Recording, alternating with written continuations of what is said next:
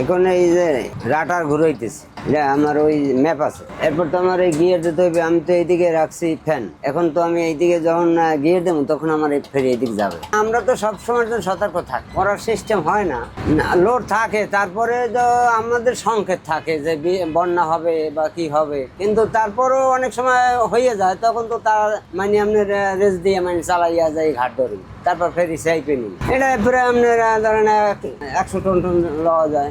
এখানে তো বড় গাড়ি ওঠে আপনার 9টা, আর ছোট গাড়ি ধরেন 15-16 খান লওয়া যায়। টাইম হলো আপনার সকাল 8টায় ফার্স্ট ফেরি হইলো নলসিটির পার থেকে, আর 9টা 50 হইলো 60 পিকের পার থেকে জালকাঠি। এই এরপরে নলসিটির পার থেকে 1টা 15-তে 60 পিকের পার দিয়ে আপনার হইলো যে 2টা 15-তে, আর এই পারে হইলো 5টা 15, ওই পারে 6টা 15। এটা তো আমাদের সরকারি চাকরি। এটা কাজ তো ধরেন মেরিন লাইসেন্স লাগে, মেরিন আপনার পরীক্ষা দিতে হয়, তারপর আবার হাতে কিছু কাজ শিখতে হয়। এটা ধরেন আমরা যখন প্রথম শিখছি, আমরা হয়তো ড্রাইভারের দ্বারা অন্তত 6 মাস বই রয়েছে, কি কায়দা চালায়, কি করে না করে এগুলো দেখছি। তারপর আস্তে আস্তে আমরা একটু হাতে নিছি, তারাও পাশে ছিল।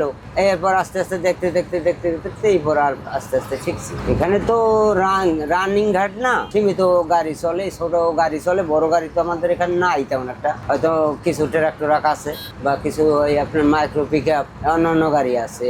যদি গাড়ি থাকে তো স্টার্টে রাখি, আর যদি গাড়ি না থাকে তো আর স্টার্টে রাখি। ইঞ্জিনে তো আপনার সবচেয়ে বেশি হল মোবিল, এবার হাইড্রোলিক, গিয়ার অয়েল, ডিজেল, এবার পানি, এইসব দিক দিয়ে সকালে মানে আপনার স্টার্ট করার আগে চেক করতে হয়। ডাক হয় ফেরি, মানে এক ইজারাদার নেয়, উনি বহন করে এগুলো, আর এই টাকা পয়সাও তাদের। আমাদের ওই গাড়িরও প্লেটও আগে ছিল হলুদ, কিন্তু এখন তো সাদা করছে, কিন্তু এগুলো আপনার হলুদ কালার পাবে। আমাদের তো গাড়ি আসলে ওই টাইম হইলে আমরা ফেরি ছেড়ে, এছাড়া তো আমরা সবসময় এখানে থাকি। আমাদের ওই নিচে স্টাফ আছে, এখান থেকেই স্টার্ট হয়, এখান দিয়ে অফ হয়। নিচে ইঞ্জিনের লোক লাগে। তেল তো আমাদের ওই পাম্প থেকে ওই রাখি, ওই জায়গা থেকে ইঞ্জিনে ভরা হয়। আমাদের ট্রিপে 5 লিটার লাগে, এরপর যাইতে 5 লিটার, ওপর দিয়ে আসতে 5 লিটার। রিজার্ভ হয়, যদি কেউ মানে তেলের টাকা দেয় তাহলে রিজার্ভ দেয়। সমস্যা তো সতর্ক ভাবে চলতে হয়। হয়তো দেখা যায় একটা লোক দৌড়তেছে, তখন আমি দেখছি, তখন আমি স্লো করলাম যাতে একজনের বিপদ না হয়। তো অনেক আগে দেখছি ওই গাড়ি পড়ছে, তা বহু বছর আগে। এটা ওই ব্রেক ফেল হয়ে পড়ে গেছিল